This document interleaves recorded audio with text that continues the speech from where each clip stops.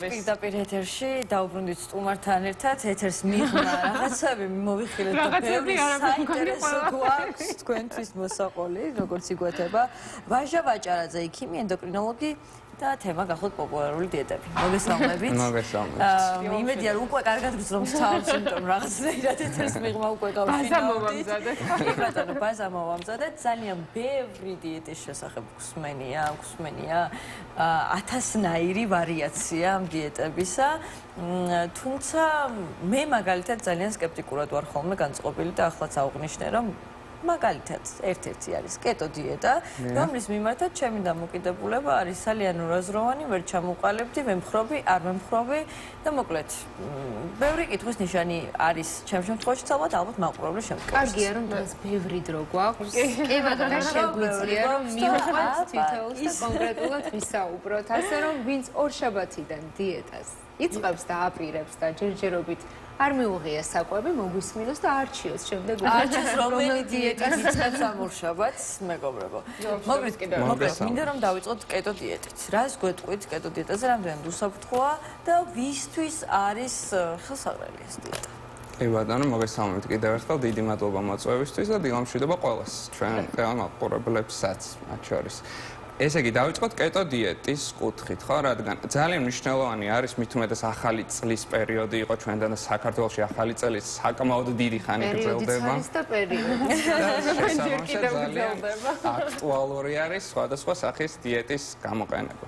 კეტო დიეტა, რადგანაც ახსენებ, პირველ ყოვლისა ძალიან მნიშვნელოვანი არის კონკრეტული ინდივიდი. ანუ რა მოტივაცია არის, საიდან ვიწყებთ და კონკრეტულ ადამიანს თუ აქვს რაიმე თანხლები, პათოლოგიური დაავადებები. აქედან გამომდინარე ხდება შერჩევა კონკრეტული დიეტის. თუ ლაპარაკობთ კეტო დიეტაზე, კეტო დიეტის კუთხით მთავარი ამოსავალი წერტილი არის ის, რომ ამ დროს ხდება ნახშირწყლების მკვეთრი შეზღუდვა. დაახლოებით 50 გრამი და ნაკლები დღის განმავლობაში. მარტივად რო ვთქვა, თითქმის 5 ჯერ იზღუდება ნახშირწყლების რაოდენობა და აქცენტი კეთდება უფრო ცილაზე და ცხიმებზე. ანუ აქ ხდება ჩვენი ორგანიზმის გადართვა იმ კუთხით, რომ ენერგიის წყაროს გამოყოფა ხდება ცხიმოვანი მჟავების ხარჯზე და არა ნახშირწყლების. შესაბამისად, ეს არის საკმაოდ დიდი გამოწვევა ჩვენი ორგანიზმისთვის და აი აქ უკვე მნიშვნელობა აქვს რა სახის, ანუ რა პროფესიის თუ რა მდგომარეობაში ყოფი ინდივიდი დაკავდება კეტო დიეტით. აი ვინ უნდა დაკავდეს მაშინ? ხო, ეს საინტერესოა. ეს პირველ რიგში არის შედარებით უფრო ჯანსაღ ცხოვრების წესზე მყოფი ადამიანი, იქნებიან ეს ათლეტები, მოცურავე, ველო, რბოლელი თუ დღესდღეობით ძალიან აქტუალური და პოპულარული გახდა შერეული საბრძოლო ხელოვნებები. ამ დროს ხდება კონკრეტული, ასე ვთქვათ, ბრძოლისთვის კონკრეტული წონის დაფიქსირება, ანუ კლების კუთხით. და კეტო დიეტის გამოყენება სწორედ გავსი სპორტსმენებისთვის იქნება ათლეტებისთვის. მაგრამ ეს არის ძალიან საინტერესო. მე რამდენადაც მსმენია კეტო დიეტის დაცვის შემდეგ ძალიან ეფექტურად დაკლებული კილოგრამები, ასევე ძალიან ეფექტურად, ძალიან მალევე იმატებს. პრობლემა არის. კი ბატონო, ზოგადად არის ეს პრობლემა, მაგრამ რაღაც ეს გამოკვეთილი არის ეს კეტო დიეტის შემთხვევაში. ამაზე რას გვიტყვით, რამდენად რეალურია და სწორად თუ მივხედავთ ამ ამბავს, რამდენად შესაძლებელია რომ ასევე მარტივად ავკრიფოთ ეს კილოგრამები. ძალიან მნიშვნელოვანი მომენტი არის, მაგრამ ამ შემთხვევაში მაინც და მაინც კონკრეტულ დიეტას ვერ ვიტყოდი, რომ ახასიათებს წონის მკვეთრი მატება კვლავ. იმიტომ რომ ამ შემთხვევაში საჭირო ხდება ისევ და ისევ ზოგად მეტაბოლიზმზე წარმოქმნის შექმნა ადამიანის კუთხით, რამდენი კალორია ჭირდება მას და წონის შენარჩუნებისთვის რა ტაქტიკას მიმართოთ. ეს არის ამოსავალი წერტილი და როგორც წესი, შესაბამისი ნუტრიციოლოგის თუ ენდოკრინოლოგის დახმარება ჭირდება თითოეულ ადამიანს. აქ საქართველოში უკვე გამოვიდა ამის კულტურა, რომ მხოლოდ ადამიანები არ წყვეტენ ინდივიდუალურად, თქვათ, საკუთარ წონის კრებას, უმეტეს შემთხვევაში მაინც მიმართავენ, იმიტომ რომ აი ესა თუ TikTok-ზეც ძალიან ბევრი ადამიანი, ეს ძალიან კარგია TikTok-ზე, სოციალურ ქსელში ზოგადად ძალიან ბევრი ადამიანი გამოჩნდა რომლებიც არც სამედიცინო განათლებით არიან წარმოდგენილი, არც ნუტრიციოლოგები არიან, არც რაიმე შემხებულობა ქონიათ გარდა იმისა, რომ თავად მათ აწუხებდათ ზედმეტი კილოგრამები და მათ ინდივიდუალურად თავიანთ თავზე მორგებული დიეტები შეიმუშავეს და ახლა ამ დიეტებს საზოგადოებაში ავრცელება ხმამაღლა და გვაჩვენებენ შედეგებს, როგორ დაიკლეს მათმა შემუშავებულმა დიეტებმა. მესმის, რომ რაღაც ინდივიდების შემთხვევაში, როდესაც საკუთარ ორგანიზმს კარგად ფლობ, იცი, უსმენ და ასე შემდეგ, შესაძლოა იპოვა მეთოდები. მაგრამ რამდენად სწორია ფართო საზოგადოებას ბრჭყალებში თავს მოახვიო დიეტები, რომლებიც შენ თავად გაქვს შემუშავებული. ან თუ თქვათ რისკის ქვეშ აყენებს საკუთარ შემთხვევაში, როგორც არის. შესაძლოა საკუთარ თავზე კარგად მოქმედებს და საკუთარ თავზე, ესე რომ ვთქვათ, ცდებს ატარებ, მაგრამ რამდენად სწორია, რომ ფართო საზოგადოებას ამას უზიარებთ. ცალსაღად არამც და არამც არ შეიძლება ისეთ სათუთი თემაა ეს და თუნდაც კეტო დიეტებზე, როდესაც ვსაუბრობთ, კეტო დიეტაზე, როდესაც ვსაუბრობთ, არის კატეგორია ადამიანების, ვისთვისაც არ შეიძლება ამ დიეტის დაცვა. თუ არის ორსული ადამიანი, არა, ნახევრის გარეშე არ შემიძლია ცხოვრება და იმიტომ, ეს არის ერთ-ერთი მთავარი თქვენ როგორც ახსენეთ. მე თუ დღის მანძილზე შოკოლადის და ტკბილის დოზა არ მივიღე, ჩათვალეთ რომ არ ვები ფუნქციონირებ. მე ესე მგონია, მე ესე არ ვიცი 30 წელია. არ საჭიროება და ამიტომ შენს ტვინს ვერ აწვდის სწორად, რომ დამინჯერა ალბათ რედაქციას მიცდია და ვერ ვამბობ. მე მგონი რომ ის შემთხვევა, როდესაც ადამიანი ნაკლებად ამბობს უარს სასურველ საკვებზე, ეს არის ინტერვალური შიმშილი, რომელიც ვფიქრობ, რომ ყველაზე პოპულარული არის ბოლო პერიოდში. ძალიან დიდი ხანია თან უკვე და ძალიან ბევრი ადამიანი მიმართავს. ეს იქნება 18 საათიანი, 24 საათიანი, 5-2-ზე და ასე შემდეგ. აი რისთვის არის ეს დიეტები უფრო მეტად ესეთი მიმზიდველი? დროში შეზღუდული კვება. ანუ კეტოსგან განსხვავებით და უბრალოდ კეტოზე იმას დავამთავრებდი, რომ საზოგადოებისთვის მნიშვნელოვანი არა მარტო ორსულებისთვის, არამედ იმ პაციენტებისთვის თუ ინდივიდებისთვის არ არის სასურველი კეტოს დაცვა, ვისაც თირკმლის უკმარისობა აქვს, ღვიძლთან დაკავშირებული პრობლემები აქვს და ნაღლის ბუშტი, ასევე მათი სუსტი წერტილი არის. რომ ზედმეტმა ცხიმმა კიდევ უფრო მეტი პრობლემა აქვს. ეგ მნიშვნელოვანი მომენტი არის შესაბამისად, follow-ერი ხარ ვინმესი თუ არა და იმის რჩევა ესე ბრმად არ უნდა გაითვალისწინო. ეხლა რაც შეეხება დროში შეზღუდულ კვებას, ეგ ძალიან პოპულარული დიეტა არის და ჩვენი კუთხითაც, ანუ ნაკლებ სახიფათო არის, მაგრამ აქაც არის რამდენიმე ნიუანსი, რაც უნდა გავითვალისწინოთ. ანუ დროში შეზღუდული კვება პირველ რიგში უფრო მოგწონს, იმიტომ რომ ესეთი გამოხატული მკვეთრი გვერდითი მოვლენები არ ახასიათებს. აი რა დროსაც მაგალითად კეტოს შემთხვევაში შეიძლება იყოს ეს აცეტონის სუნი გამოხატული თავბრუსხვევა, თავის ტკივილები. ხომ? აი თუნდაც იცი აი სპორტულ ღონისძიებებს თუ შევეხებით, აი წონის დაფიქსირებასთან დაკავშირებით ხშირად გვინახავს კონკრეტული ათლეტი, რომ თითქოს ბარბაცევს ძლივს დგავს ფეხზე. არა მხოლოდ ეს წონის კლებას უკავშირდება, არამედ კეტო დიეტის ერთ-ერთი თანხმლები მოვლენაც არის. და რაც შეეხება ინტერვალურ შიმშილს, ამ შემთხვევაში ესეთი გამოხატული გვერდითი მოვლენები, როგორც წესი, არ ახასიათებს. მე ძალიან მომწონს ესე გვერდიდან, ანუ არ ყოფილა ინტერვალურ შიმშილზე, მაგრამ რომ არ უნდა აწონო საჭმელი, კაცი. ხო, შეზღუდვა თითქოს ნაკლები არის. ასეთ განსაზღვრული რაღაცა ფურცელში რო არ იყურები ახლარი სიჭარბე იწევს. ძალიან დიდი პლუსი. აი რა აქვს უარყოფითი მაშინ? მე მგონი დადების ოხრხშია ცხოვრობენ ხოლმე და უარყოფითის კუთხით ფსიქოლოგიურად ძალიან კარგი არის ეს დიეტის სახეობა, იმიტომ რომ ხო აი ზუსტად კონკრეტულ რიცხვებზე დროზე აქცენტს არ აკეთებ და ეს ერთგვარი შვება არის. რაც შეეხება უარყოფით მოვლენას, ამ შემთხვევაში არის განსაკუთრებული რა ერთი ორსულობის დროს სასურველი არ არის ინტერვალური შიმშილის დაცვა და მეორე აქ უკვე კვებითი ფსიქოლოგების კუთხით უნდა გავითვალისწინოთ ის, რომ თუ ადამიანს აქვს მაგალითად მიდრეკილება ეგრეთ წოდებულ binge eating-ისკენ, ანუ ერთ-ერთი კვებითი აშლილობა არის, მაგ შემთხვევაში ჯობია ინტერვალურ შიმშილისაგან თავი შევიკავოთ.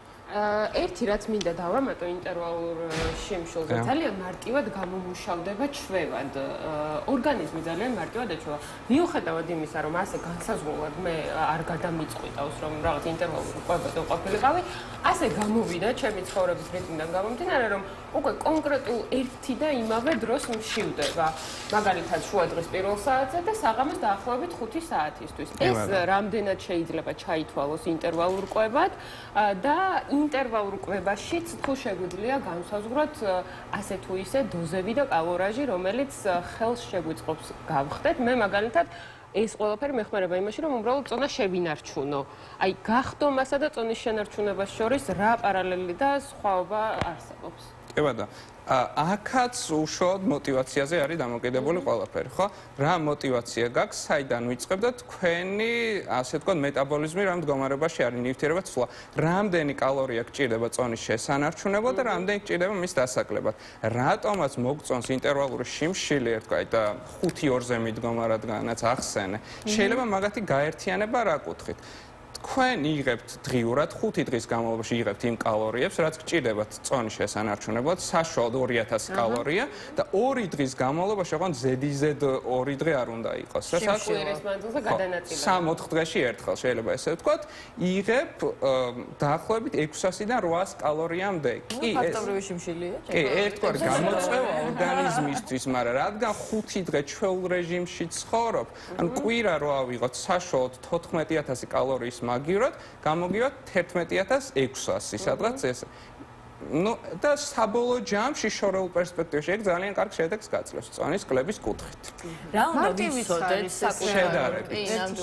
ჩემთვისაც ყველაზე მომხიბვლელი ინტერვალური შიმშილია. მესმის რა. მაგრამ ძალიან დიდი ეჭვმეპარება, მაინც გასაგებია. ძალიან დიდი მადლობა, ეს დავაიმედებლად ჭყეს და მივად ეს ყოველივე, იმიტომ რომ გონია რომ დიეტა ჩემთვის აბსოლუტური ან აბსურდია, იმიტომ რომ ალბათ ესე, მაგრამ რომ დამჭირდეს აუცილებლად შევძლებ კიდევ ერთხელ ვამბობ, რომ ეს უბრალოდ ფსიქოლოგიური ფაქტორია. მაგრამ ძალიან საინტერესოა იმ მაყურებლისთვის, რომელსაც შეიძლება ჭირდება დიეტა, რა უნდა ვიცოდეთ საკუთარ ორგანიზმზე, მანამ სანამ გადავწყვეტთ, რომ ვიდიეტოთ. ზოგადად ნუტრიციოლოგთან ვიზიტი, დიეტოლოგთან ვიზიტი, ასე თუ ისე არის ფუფუნების საგანი, იმიტომ რომ არის გარკვეულ თანხებთან დაკავშირებული. ზოგჯერ ამის გამო ადამიანები თავად გამოხატავენ ინიციატივას, თვითონ თავიანთ თავს თვითონ უწერენ დიეტებს და ასე შემდეგ. რა უნდა ვიცოდეთ ასეთ შემთხვევაში, თუ ისევ ჩვენით ინდივიდუალურად და სახლის პირობებში გვინდა რომ მივაღწიოთ სასურველ შედეგს, ის ელემენტარული, რაც გასათვალისწინებელია და რა უნდა ვიცოდეთ საკუთარ ორგანიზმზე. კი ბატონო. რადგანაც თქვით, რომ აი თითოეულ დიეტის არჩევისას საჭირო არის ინდივიდუალური მიდგომა, შესაბამისად, როდესაც შესაბამის სპეციალისტს მიმართავ, გარკვეული ანალიზების ჩატარება გიწევს ყველა ვარიანტში და პირველ რიგში საჭირო ორი ორგანოს ნახვა ამ შემთხვევაში, ღვიძლი რა მდგომარეობაში არის და თირკმელი. რომლებიც სხვადასხვა მავნე ნივთიერების დეტოქსიკაციაზე არიან პასუხისმგებლები და მინიმუმ წარმოდგენა მაინც უნდა ქონდეს ამ ორგანოზე რა მდგომარეობაში გაქვს. გარდა იმისა, რომ თქვათ ორგანიზმის თქვათ საწვავი, რკინა ან ბეჯგუფის ვიტამინები რა მდგომარეობაში არის, სასურველია განისაზღვროს, იმიტომ რომ თქვათ რაღაც ცილოვანი პროდუქტების შეზღუდვამ კიდევ უფრო არ გაუარესოს ეს მდგომარეობა. მაგალითად, არანაირი პრობლემა არ არის, არაფერი არ მაძუხებს. ანუ ამას როგორ ეს არ არის პასუხი, ხო? ანუ ეს გვინდა რომ დავაკონკრეტეთ. მაგრამ დეტალური ანამნეზის შედეგად, როდესაც ექიმი გამოკითხავს პაციენტს დეტალურად მის ჯანმრთელობის შესახებ, წარმოადგენას რა თქმა უნდა იქმნის.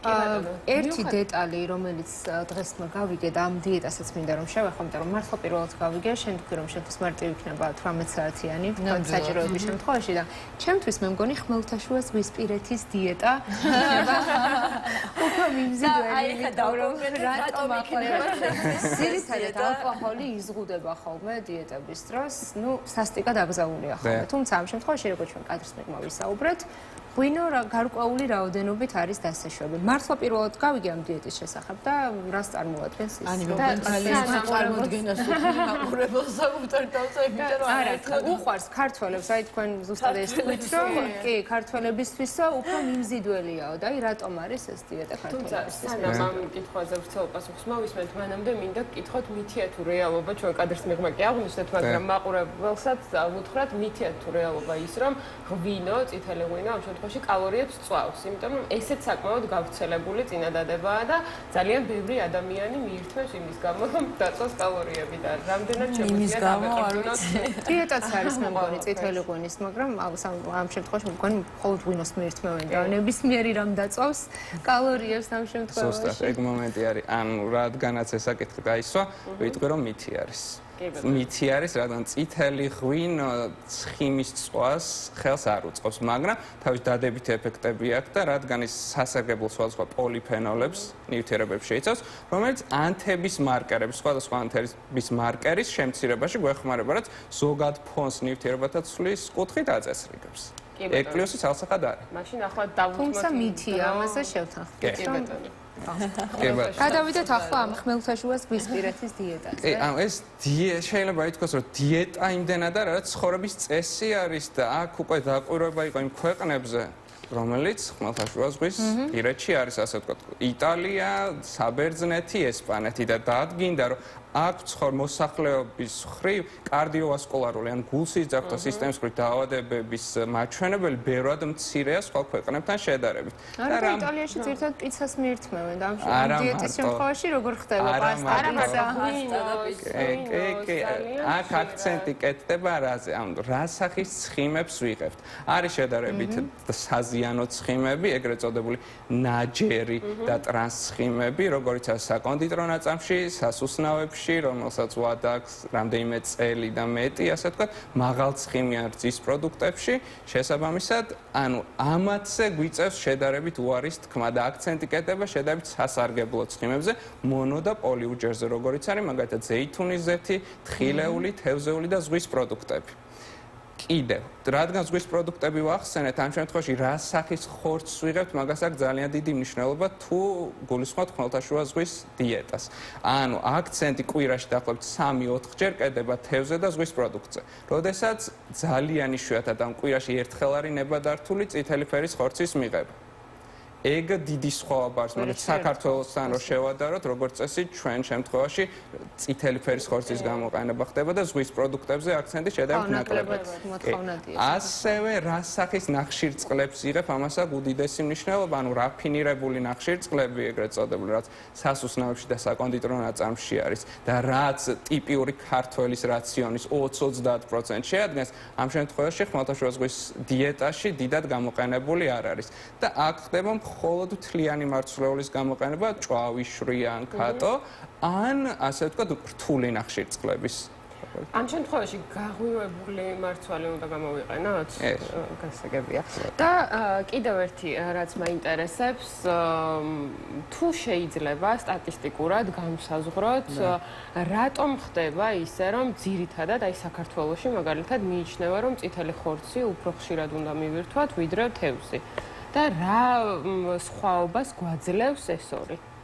ანუ რატომ ითვლება ეს ცოტა უცნაური კითხვა არის, მაგრამ შეიძლება ითქვას იმიტომ, რომ წითელი ფერის ხორცი ცოტა უფრო დიდი რაოდენობით რკინას შეიცავს და ამ კუთხით ითვლება, რომ უფრო სარგებლის მომტანი შეიძლება იყოს, მაგრამ თუ აქცენტს ვაკეთებთ გულსიძახთა სისტემის ჯანმრთელობაზე, კარდიოვასკულარულ ჯანმრთელობაზე, მაშინ ჯობია, რომ აქცენტი უფრო თეთრი ფერის ხორცზე გავაკეთოთ. ქართული კერძების დამსახურებაა, რომელიც ძირითადად ხორცეულისგან შედიოდა და თავსას, რა თქმა უნდა. ალბათ სავარაუდოდ ბევრია დამოკიდებული. რა თქმა უნდა. ნუ სავარაუდოდ ეს შემდეგ უკვე როდესაც დიეტის სახით მიუმართავთ ამ ყველაფერს, ალბათ კლინიკური კვლევები და კონკრეტული დეფიციტები ორგანიზმში ვიტამინებისა თუ მინერალებისა უზრუნველყოფს იმის დადგენას, რომელი არის უმჯობესი რომ მივიღოთ. რაც შეეხება თევზს, თუ არის განსაზღვრული კონკრეტულად რომელი თევზი უნდა მივირთვათ აი ამ ხმელთაშუაზღვისპირეთის დიეტის დროს? კონკრეტულად განსაზღვრული არ არის, მაგრამ თუ საშუალოდ უმეტესობა თევზეულის მიღება ულუფა შეადგენს რაღაც 150 გრამს, იმ შემთხვევაში შედებთ ცხიმიანი თევზის მიღების ფონზე ორაგული, როგორც წარმოადგენს, ჯობია 80-100 გრამის ფარგლებში იყოს შედარებით ნაკლები. ალბათ მომზადების წესსაც აქვს საშუალო. რა თქმა უნდა. კი ბატონო. ბოსტნეულზე მინდა აუცილებლად რომ მკითხოთ ბოლო პერიოდში ამ სოციალურ ქსელებში გავრცელებული ვიდეოებიდან ნათლად იკვეთება რომ აი მაგალითად თუ შევჭამთ ყოველი კვების წინ ჯერ ბოსტნეულს წონაში საერთოდ აღარ მოვიმატებთ. ეს მითია თუ რეალობა? ჯერ გააჩნიათ საინტერესო მომენტი არის. აქ უფრო ისეთი მომენტი რა სიამოვნებს ორგანიზმსაც უნდა მოусვინოთ, მაგრამ კომბინაციაში მაგალითად თუ იღებთ ნახშირწყლებს ბოსტნეულისაგან და კომბინაციაში ცილოვან პროდუქტთან ერთად ვიღებთ, ეს ხალხსახად დადებითად აისახებთ ჩვენ გლიკემიაზე, ანუ შაქრების მაჩვენებელს. ხო, როგორი დატვირთვა მოდის გლიკემიაზე და მაგას გადამწყვეტი მნიშვნელობა არ აქვს, მაინც ისე ძირითადი კერძის მიღებამდე მივიღებთ ბოსტნეულს თუ მასთან ერთად. სასურველია იყოს ჩვენ რაციონში და ხმელთაშუა ზღვის დიეტაში ყველა კვების დროს რეკომენდირებულია ბოსტნეულის მიღება. საუზმეზეც მათ შორის? მათ შორის. ხშირ შემთხვევაში, რაც შეიძლება ხშირად გამოყენებადი რო იყოს. მოკლედ მეგობრები, როგორც წინა სტუმრის შემთხვევაში შეჯამება გავაკეთეთ, ამ შემთხვევაში ძალიან ბევრი კითხვა კი, ერთი აუცილებლად მინდა რომ მეკითხო. ბოლო პერიოდში ესეც ძალიან გავრცელდა. კიტრისა და პომიდორის ერთად ჭამა არ არის რეკომენდირებულიო და რას გვეტყვით ამაზე?